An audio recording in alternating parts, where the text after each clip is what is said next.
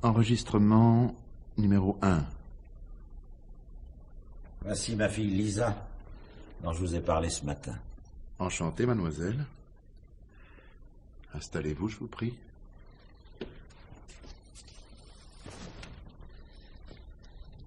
Alors, je reviens, disons, à 5h30, ça ira, docteur?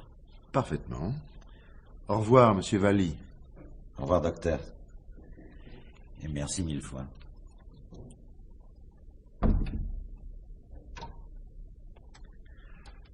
Cigarette? Oui, merci.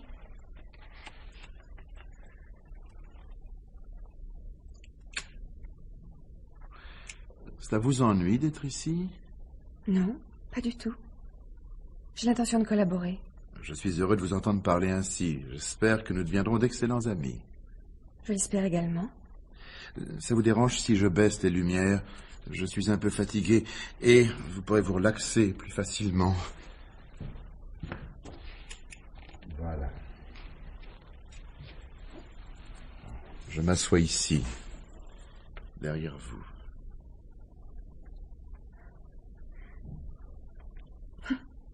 Si tu es là, frappe un coup.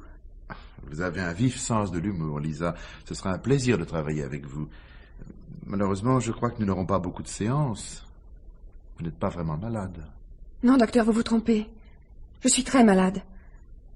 Mais vous me guérirez, j'en suis sûre. Je vous remercie de votre confiance. Mais maintenant, vous devriez m'expliquer pourquoi vous tenez tant à être malade, alors que vous désirez guérir. Parce que si je n'étais pas malade, tout le reste serait vrai. Depuis quand êtes-vous malade? Oh, depuis pas mal de temps. 3 ans, je crois. J'avais commencé à fréquenter l'université. C'est alors que j'ai vu la porte, pour la première fois. La porte? Oui. Grande et lumineuse. Elle semblait taillée dans la lumière. On aurait dit une porte de cathédrale. Vous avez eu peur? Un peu. Au début seulement. L'existence de cette porte était inexplicable. Un instant avant, elle n'était pas là et subitement, la voici, éclatante et palpitante devant moi. Je voyais tout de suite qu'elle n'était pas réelle, mais pourtant elle existait et m'attirait irrésistiblement. Presque sans m'en rendre compte, j'en franchis le seuil. Quand je me suis retournée, je ne l'ai plus vue. De l'autre côté? C'est ainsi que j'appelle ce monde. L'autre côté. C'est la copie exacte de notre univers, sauf...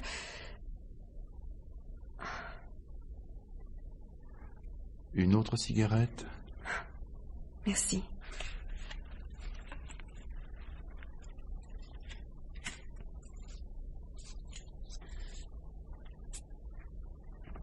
L'autre côté est identique au monde dans lequel nous vivons. On pourrait même penser ne pas l'avoir abandonné s'il n'y avait cette espèce d'angoisse.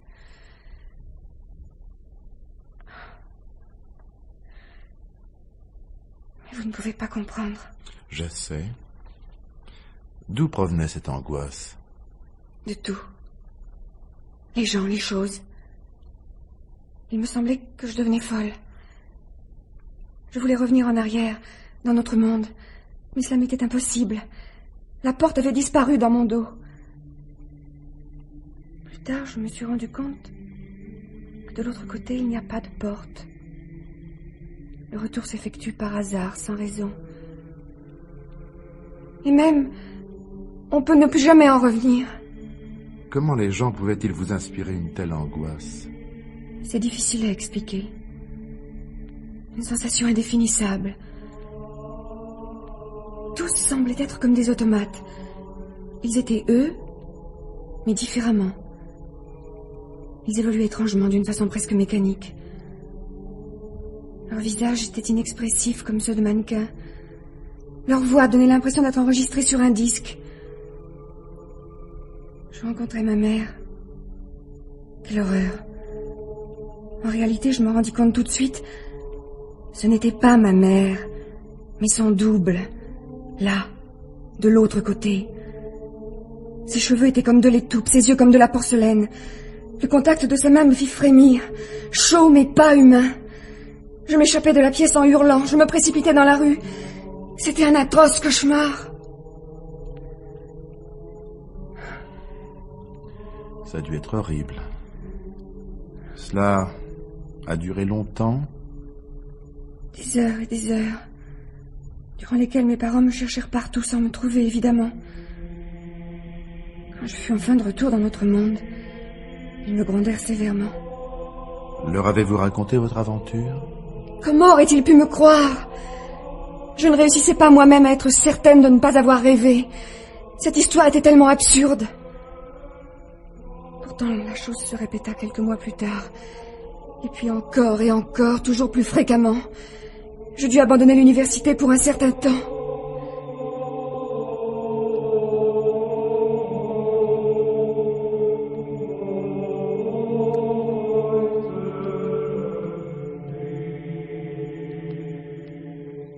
On tenta de me soigner dans une clinique psychiatrique. Calmez-vous, Lisa. Ce souvenir vous est pénible. Là, donnez-moi la main. Tant que vous êtes avec moi, vous n'avez pas à avoir peur. Je suis là pour vous aider. J'ai confiance en vous, docteur. Vous saurez me guérir. Car je suis très malade, n'est-ce pas? Bien sûr, la petite Lisa est malade. Mais le docteur la guérira. Il ne la laissera plus retourner de l'autre côté. Oh oui. Le docteur Raymond n'abandonnera pas sa petite Lisa. Appelez-moi Raymond, simplement. Nous sommes des compagnons de lutte. Nous combattons ensemble. Et nous vaincrons.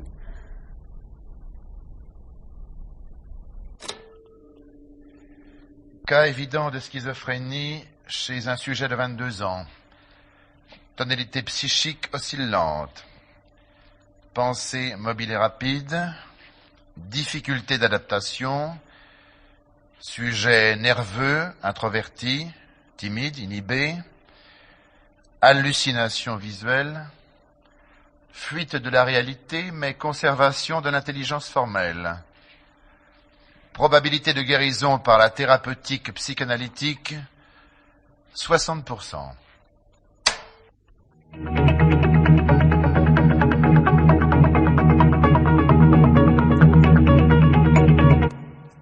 Enregistrement numéro 2. Maintenant, nous allons tirer les rideaux et créer ainsi notre petit monde personnel. Ils ne seront pas dérangés. Pas même les portes de l'autre côté. Elles m'ont obsédée toute la nuit. Elles se resserraient autour de moi comme des barres lumineuses. Je voulais sortir, je voulais me précipiter hors de cette cage. Mais j'ai pensé à toi. J'ai serré les dents et j'ai résisté. Maintenant, tu es avec moi. Tu ne dois pas avoir peur. Voilà, je prends ta main dans les miennes. Tu fermes les yeux et tu me parles. Tu me parles de ton dernier voyage de l'autre côté. C'était il y a quelques mois. J'étais sortie avec mon amie Laura. Soudain, la porte s'ouvrit devant nous. Je reculai brusquement et Laura fut effrayée. « Que t'arrive-t-il » me demanda-t-elle préoccupée. « On dirait que tu as vu le diable. » Nous étions au milieu d'une foule et la porte était une sorte d'arc évanescent. Des gens la passaient sans la voir. Un subtil arc lumineux séparait notre univers de l'autre côté. Je me sentais attirée. Brusquement, j'éprouvais à nouveau l'horrible sensation. La foule environnante était composée de mannequins. Tous ces visages avaient perdu leur apparence humaine. Ils étaient devenus d'horribles choses privées de sens. Des bouches s'ouvraient et se refermaient autour de moi, émettant des sons absurdes. Des yeux s'allumaient et s'éteignaient comme des petites lampes. J'étais encore une fois prisonnière de l'autre côté.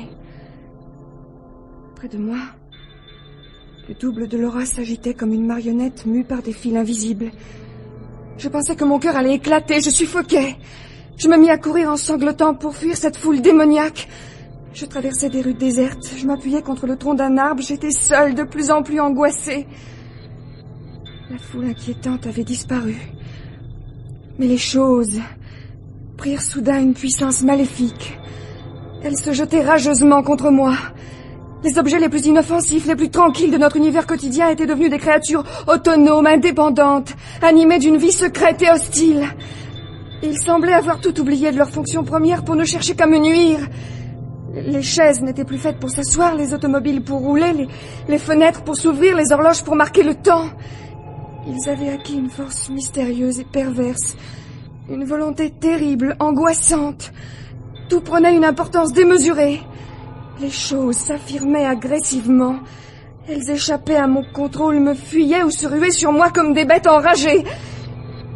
Une première fois, j'avais échappé par miracle à ce monde de cauchemars. J'avais l'impression que ce miracle ne se renouvellerait pas. Je décidai d'en finir.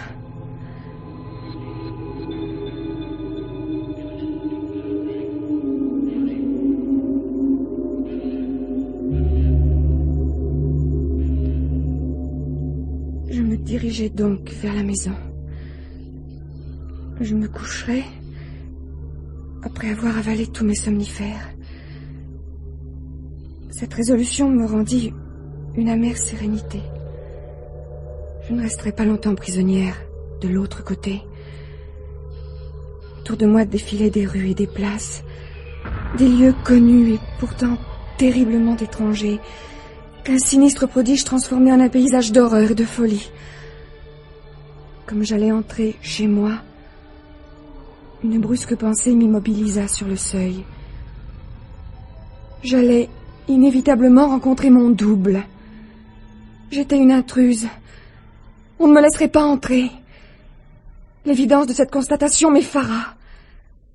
Mais à cet instant, la porte s'ouvrit, et le double de mon père parut sur le seuil. Son sourire était une grotesque caricature de celui que j'aimais. Je ne laissai pas transparaître mon trouble. J'entrai.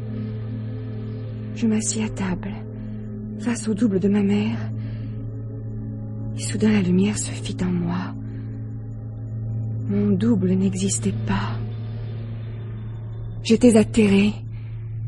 C'est pour cela que l'autre côté m'appelait. Il avait besoin de moi. Je devais combler un vide.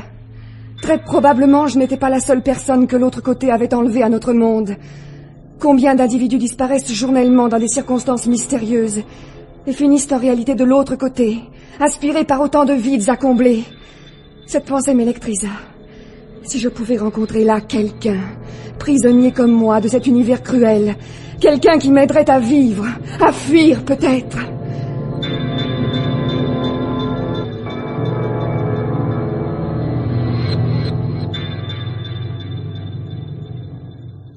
Raymond, les portes lumineuses, elles sont là, elles m'entourent, elles approchent, au secours! Ne crains rien, elles ne t'auront pas. Là, calme-toi, calme-toi.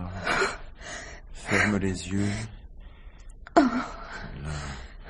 Je vais te faire une piqûre.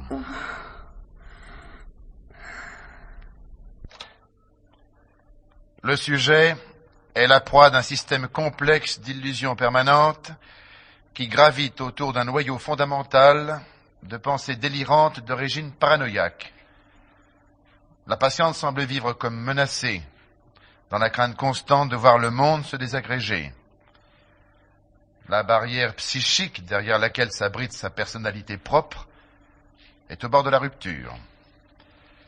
Les possibilités d'établir des rapports avec la réalité sont considérablement diminuées. Une altération progressive des processus mentaux est à craindre.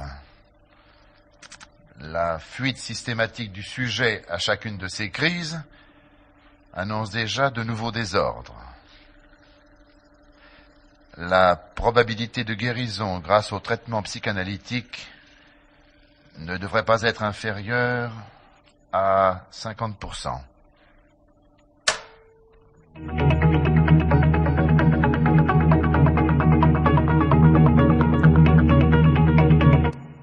Enregistrement numéro 3. Je ne permettrai pas qu'ils t'emmènent, tu peux en être sûr. Jamais plus ils ne parviendront à t'enlever.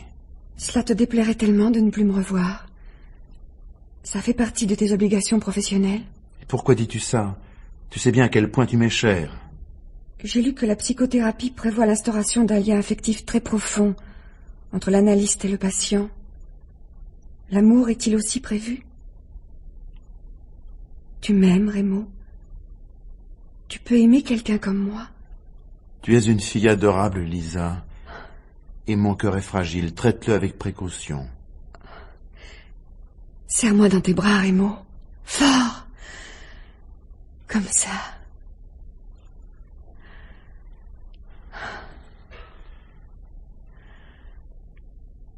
Oh. Alors c'est vrai que tu peux aimer quelqu'un comme moi. Je te guérirai, ma chérie. Et un homme t'aimera plus tard. Mais c'est toi que j'aime. Et tu m'aimes aussi, n'est-ce pas? Je t'aime, Lisa, et je ne t'abandonnerai pas, sois-en sûre. Et maintenant, allons, sois gentille.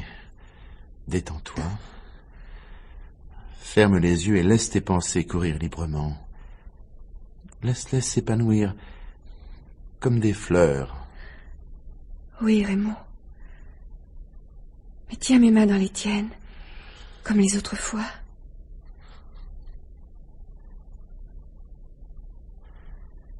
Oh. Tu souffres, ma petite? Pourquoi? Je me rappelle encore mon dernier cauchemar. C'était horrible.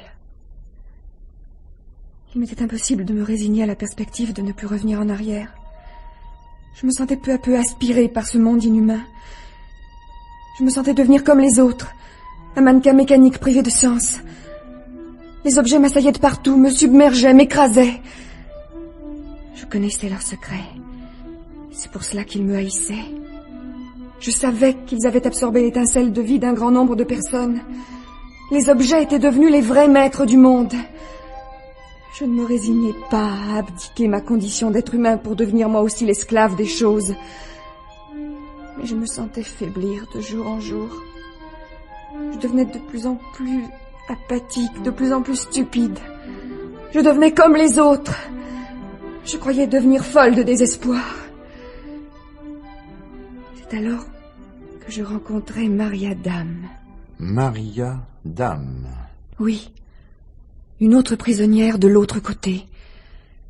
Elle avait alors presque complètement perdu toute trace d'humanité, mais elle luttait encore. Elle avait trouvé, me confia-t-elle, un moyen de fuir, basé sur la concentration mentale, sur une sorte d'auto-hypnose.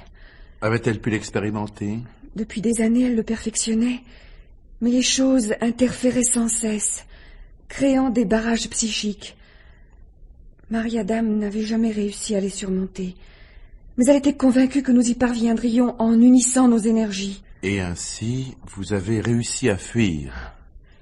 Ce fut une expérience terrible. Les choses avaient créé une barrière infranchissable. Mon esprit était en quelque sorte la proie d'un cyclone d'une violence inouïe. Et je sentais l'esprit de Maria Dame s'affaiblir toujours davantage, comme une lumière vacillante. Puis plus rien. Les choses l'avaient complètement absorbée.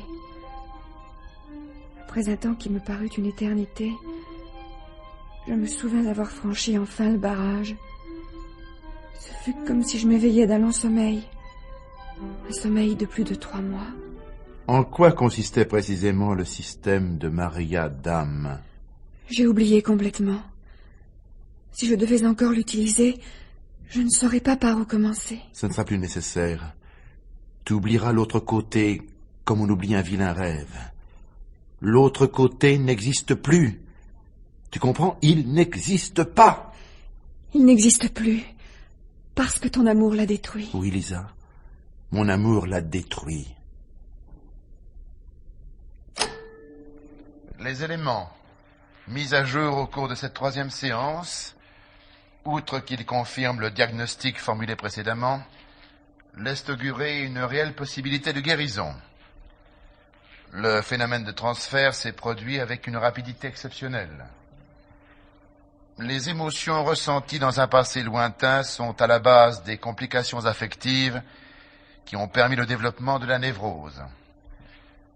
Un traitement approprié sera possible dès la prochaine séance.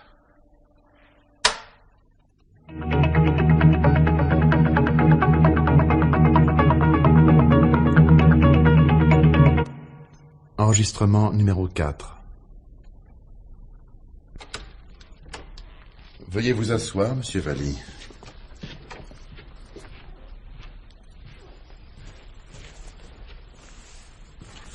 Vous êtes seul? Il est survenu une complication? Lisa s'est enfuie. Elle a disparu de nouveau. Ne vous inquiétez pas, tout s'arrangera, vous verrez. C'est déjà arrivé plus d'une fois, n'est-ce pas? Et Lisa est toujours revenue. Oui, mais les autres fois, elle ne s'était pas sauvée en emportant mon revolver. Êtes-vous sûr qu'elle l'a réellement pris? Pas de doute possible, docteur. Pensez-vous que... Non, c'est impensable. Je peux vous assurer que Lisa est forte. Beaucoup plus forte que vous ne pensez. N'avez-vous pas plutôt une idée de l'endroit où elle a pu se réfugier? La dernière fois, elle est restée cachée plus de 3 mois. Je suis convaincu qu'elle a quitté la ville. Pour aller vers le sud, peut-être. Il n'a jamais été possible de la retrouver. N'avez-vous jamais eu recours à la police? Non, jamais. Seulement à des agences privées. Pensez-vous... Mademoiselle Valli? Oh. Lisa. Je suis très en retard, docteur Raymond. Asseyez-vous, Lisa. Tout est bien. Vous ne pouvez pas vous imaginer à quel point je me sens soulagé, docteur. Je craignais le pire. Maintenant, il vaut mieux que vous nous laissiez seuls, monsieur Valli, Lisa et moi. Nous avons beaucoup de choses à nous dire. Eh bien, au revoir, docteur.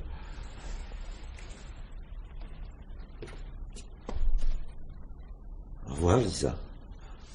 À bientôt, papa.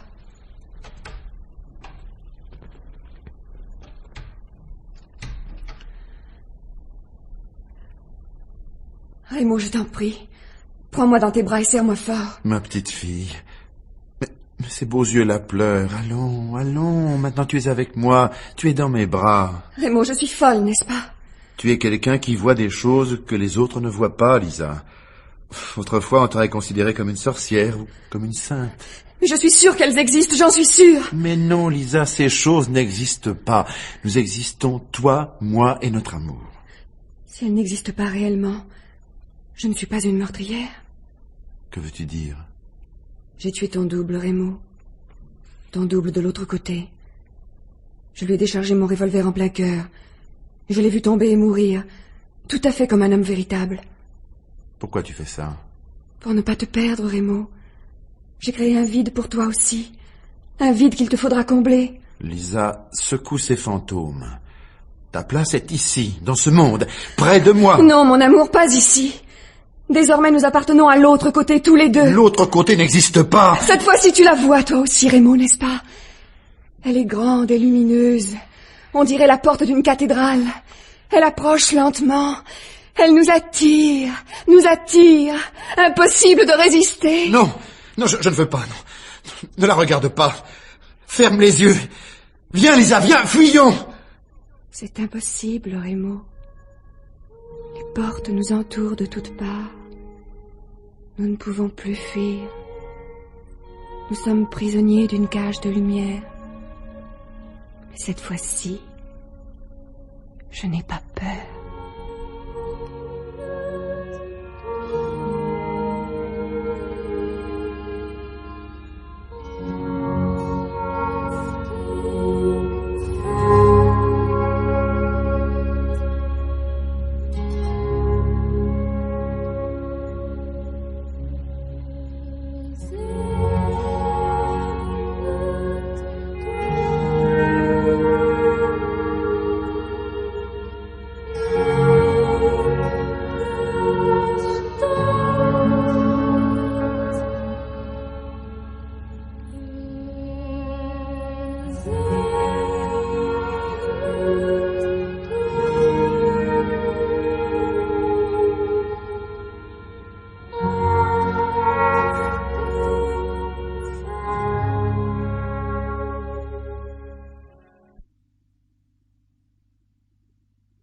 Facette, c'est une jeune fille qui descend dans la rue et qui rencontre des personnes, des événements, En fait, elle est assez étonnée en même temps, pas vraiment, puisque Facette est une jeune fille qui vit dans la rue de Rome où il se passe pas mal de choses. Il y a une gare à côté, il y a pas mal de circulation, enfin, elle sait où elle en est.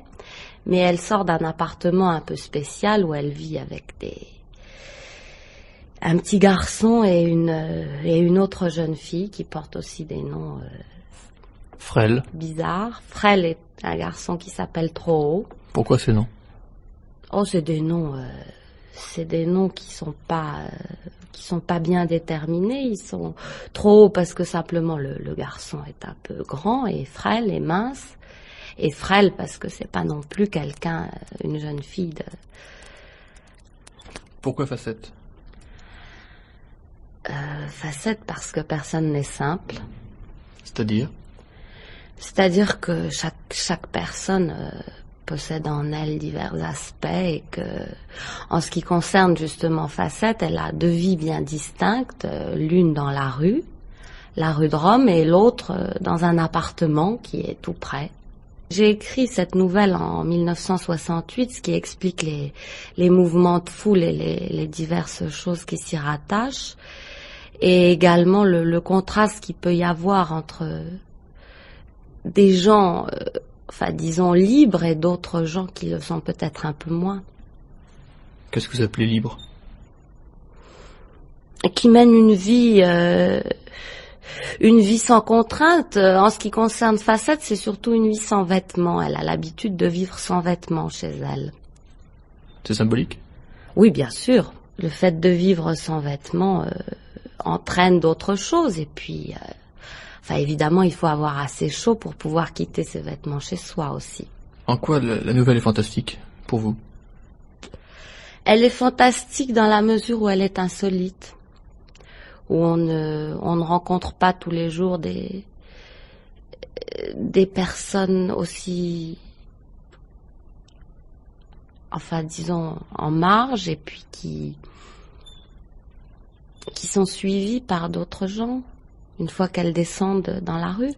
Est-ce que c'est une quête du merveilleux? Bien sûr, c'est un rêve. Et c'est quoi Ça n'arrive jamais dans la réalité. Et c'est quoi le merveilleux pour vous? Le merveilleux, c'est simplement ce qu'on aurait peut-être envie de faire.